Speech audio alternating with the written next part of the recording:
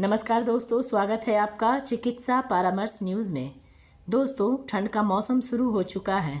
इस बदलते मौसम में नवजात शिशु एवं बच्चों में निमोनिया का खतरा भी बढ़ जाता है।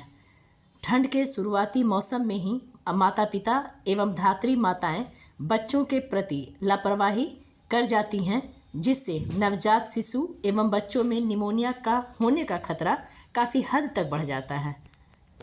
नवजात शिशु एवं बच्चों के बदलते मौसम में निमोनिया से होने वाले खतरे एवं बचाव से संबंधित जानकारी देने के लिए आज हमारे साथ हमारे पैनल में मौजूद हैं अपर मुख्य चिकित्सा अधिकारी डॉक्टर उमा शरण पांडे जी।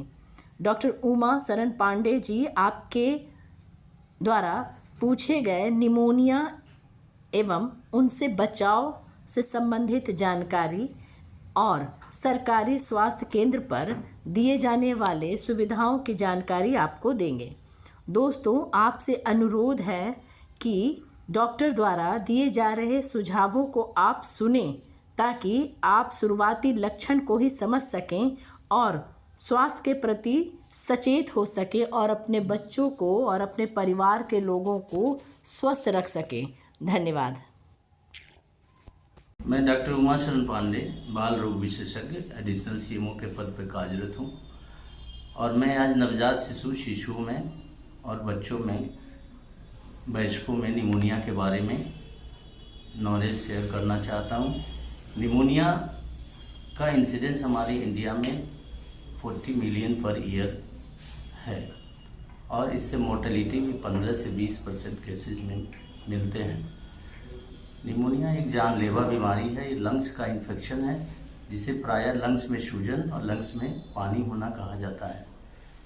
इसमें सांस लेने में दिक्कत, सांस की गति में वृद्धि, हाई फीवर होता है। इसमें नेजल पैसेज से वायरस और बैक्टीरिया लैरिंग्स और ट्रैकिया होते हुए, ब्रोंकस होते हुए लंग्स में चले जाते हैं। लंग्स में सूजन और पानी, म्यूकस सबका सिक्रीशन उसमें बढ़ा देते हैं, जिसमें ऑक्सीजन ट्रांसपोर्ट में कमी होती है। हाइपोक्सिया डेवलप हो जाता है। ऑक्सीजन की कमी से सारे ऑर्गन्स अफेक्टेड हो जाते हैं। निमोनिया का मुख्य कारण क्या है? इसके कारण वायरसेज हैं। बच्चों में वायरसेज बहुत कॉमन कारण में है, जिसमें respiratory syncytial virus, rhino virus, SARS virus आदि मुख्य कारण हैं। और बैक्टीरिया जनित जो निमोनिया है उसमें streptococcal pneumoniae, H influenzae, pneumococcal,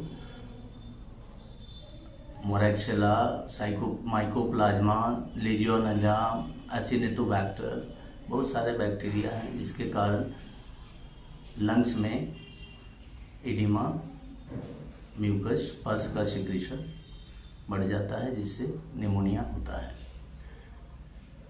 pneumonia नवजात शिशु में इसके कारण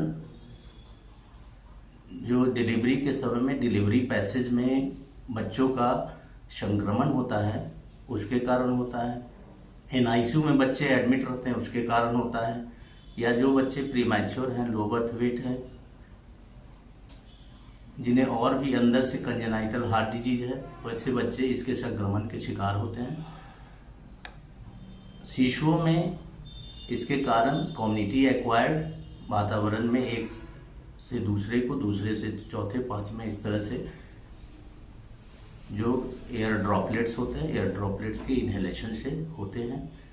हॉस्पिटल एक्वायर्ड भी होते हैं, जो हॉस्पिटल में भर्ती रहते हैं मरीज, उसमें हॉस्पिटल के ऑर्गेनिजम्स के कारण इसका इन्फेक्शन नेजल पैसेज के द्वारा लंग्स में इन्फेक्शन हो जाने से होता है। और वयस्कों में भी community acquired and hospital acquired infections के कारण निमोनिया होते हैं। ये निमोनिया में नवजात लक्षण क्या होते हैं? तो नवजात शिशु में लक्षण इसके बड़े बच्चों से अंतर में होते हैं। नवजात शिशु में निमोनिया अगर रिफ्यूजल टू फीड हो गया, अगर सांस की गति तेज है, हाई ग्रेड फीवर है, तो निमोनिया कहते हैं। अगर बच्चों में vomiting, loose motion, high grade fever और सांस लेने में दिक्कत, निमोनिया कहते हैं। अगर बड़े बच्चों में भी सांस की गति तेज होना, हाई ग्रेड फीवर होना, तो उसे निमोनिया कहते हैं। निमोनिया का मुख्य जो लक्षण होते हैं सांस की गति में तेज होना, लेकिन उसके साथ साथ एसोसिएटेड लक्षण बहुत सारे होते हैं जिसे पता लगने में दिक्कत होता है। अगर बच्चे को वॉमिट हो रहा है, बच्चे खाना लेना बंद कर दिया है, बच्चे की सांस की गति तेज है, बच्चे को चेस्ट में इनड्रॉइंग हो रहा है, चेस्ट की पसलियों में धसाव हो रहा है, तो इसे निमोनिया के लक्षण समझते हैं। वयस्कों में फीवर हो गया, कफ हो गया, सांस लेने में दिक्कत, चेस्ट पेन आदि, ये सब कारण वयस्कों में निमोनिया के लक्षण होते हैं। इसे निमोनिया के लक्षण को जल्दी से जल्दी अवेयर होकर पहचानने की ज़रूरत है, नहीं तो ये सीवियर कॉम्प्लिकेटेड निमोनिया में बदल जाते हैं। पूरा पीरियड 1 से 10 दिन का होता है। 3 से 4 दिन में निमोनिया बहुत सीवियरिटी पे पहुंच जाता है। नवजात शिशुओं में निमोनिया का रेस्पिरेटरी पैसेज कम होने के कारण, लेंथ कम होने के कारण, इम्यूनिटी कम होने के कारण बहुत सीरियस होने का खतरा बहुत ज़्यादा होता है और इसे उचित समय पे उचित सलाह देकर के इलाज करने की ज़रूरत है। डेंजर साइंस ऑफ निमोनिया, अगर बच्चे ने सांस की गति में तेज होना, लेकिन उसके साथ साथ एसोसिएटेड लक्षण बहुत सारे होते हैं जिसे पता लगने में दिक्कत होता है। अगर बच्चे को वॉमिट हो रहा है, बच्चे खाना लेना बंद कर दिया है, बच्चे की सांस की गति तेज है, बच्चे को चेस्ट में इनड्रॉइंग हो रहा है, चेस्ट की पसलियों में धसाव हो रहा है, तो इसे निमोनिया के लक्षण समझते हैं। वयस्कों में फीवर हो गया, कफ हो गया, सांस लेने में दिक्कत, चेस्ट पेन आदि, ये सब कारण वयस्कों में निमोनिया के लक्षण होते हैं। इसे निमोनिया के लक्षण को जल्दी से जल्दी अवेयर होकर पहचानने की ज़रूरत है, नहीं तो ये सीवियर कॉम्प्लिकेटेड निमोनिया में बदल जाते हैं। पूरा पीरियड 1 से 10 दिन का होता है। 3 से 4 दिन में निमोनिया बहुत सीवियरिटी पे पहुंच जाता है। नवजात शिशुओं में निमोनिया का रेस्पिरेटरी पैसेज कम होने के कारण, लेंथ कम होने के कारण, इम्यूनिटी कम होने के कारण बहुत सीरियस होने का खतरा बहुत ज़्यादा होता है और इसे उचित समय पे उचित सलाह देकर के इलाज करने की ज़रूरत है। डेंजर साइंस ऑफ निमोनिया, अगर बच्चे सांस लेने में दिक्कत, हाई ग्रेड फीवर के साथ साथ अगर सुस्त पड़ते जाए, अगर उसकी बेहोशी बढ़ते जाए, अगर बच्चे में कन्वर्शन होते जाए, बच्चों में अगर अन्य सिस्टम इन्वॉल्व कर ले, सभी ऑर्गन जैसे brain, heart, liver, lungs, kidney का इन्वॉल्वमेंट हो जाए, तो बच्चे सीरियस माने जाते हैं। उसे तुरंत से तुरंत सीवियर कॉम्प्लिकेटेड निमोनिया समझकर एडमिशन कराने की ज़रूरत है।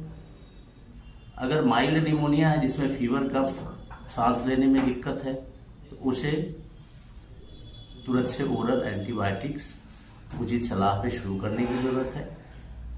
इसमें किन जांचों की ज़रूरत है? जांच की ज़रूरत में सबसे पहले ब्लड की जांच कर लेनी चाहिए। ब्लड की जांच में अगर इन्फेक्शन की बढ़ोतरी है, साथ में उसके लक्षण भी सांस लेने में दिक्कत और हाई ग्रेड फीवर है, तो इसे निमोनिया की पहचान हो जाती है। चेस्ट एक्सरे एक बहुत ज़रूरी चीज़ है। चेस्ट एक्सरे में निमोनिया के दाग, निमोनिया के लक्षण प्रकट हो जाते हैं, इसलिए चेस्ट एक्सरे करना बहुत ज़रूरी हो जाता है। बहुत सीवियर कंडीशन में सीटी स्कैन चेस्ट का कराना ज़रूरी हो जाता है। ये स्तनपान नवजात शिशुओं को निमोनिया के समय कराना चाहिए या नहीं कराना चाहिए, भ्रांतियाँ, लेकिन स्तनपान जब तक बच्चे दूध ले सकते हैं तब तक उन्हें कराना चाहिए। अगर उनकी सांस की गति में बहुत ज़्यादा बढ़ोतरी है, बच्चे सुस्त हो रहे हैं, अगर बच्चे बहुत क्राई कर रहे हैं, बच्चे बहुत बेचैन, इरिटेबल हैं, तब ऐसे समय में माँ के दूध पीने से उसे फेफड़ा में संक्रमण बढ़ने का खतरा रहता है। माँ का दूध फेफड़े में जाने से निमोनिया डबल हो सकता है। इसलिए उस समय बच्चे को राइस ट्यूब फीडिंग ट्यूब के द्वारा माँ का दूध को निकाल करके दिया जाता है। माँ का दूध छोड़ना नहीं है। माँ का दूध से निमोनिया से बचाव होता है। अगर हम एक्सक्लूसिव ब्रेस्ट फीडिंग करते हैं बच्चों को, तो माँ की दूध से निमोनिया का खतरा जो नवजात शिशु या शिशुओं में है बहुत कम हो जाता है। निमोनिया में क्या क्या परहेज करना चाहिए? तो निमोनिया के लिए हैंड वॉश करके बच्चों को छुएं। छींक, खांसी, संक्रमण वाले लोग उसके संपर्क में न आएं। गर्म दूध, गर्म पेय पदार्थ पिलाएं और ताज़ा स्वच्छ बड़े बच्चों में उसे भोजन कराएं और गले को और मोजा पहना के पैर हाथ को पूरा कवर करके उसे बाहर निकालें। इस तरह से मौसम के बदलाव में निमोनिया से बचाव करने का ये तरीका है।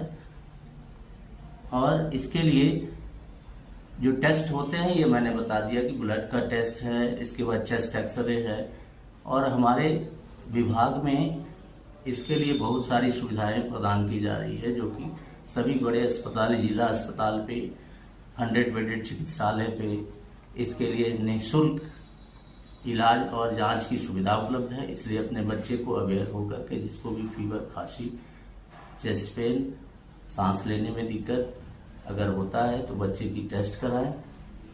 और इसको रूट लेवल पे भी हमारे स्वास्थ्य केंद्रों में आशा बहनों के द्वारा और एएनएम्स के द्वारा घर घर में फीवर और सांस लेने में दिक्कत के बच्चों को ट्रेस किया जा रहा है, उसको लाया जा रहा है, उसको घर से अस्पताल की तरफ ला करके उसे इलाज की सुविधा मुहैया कराने के लिए एक अभियान चलाया जा रहा है। अतः निमोनिया के बच्चों को अपने घर से निकाल के अस्पताल में लाएं, इलाज कर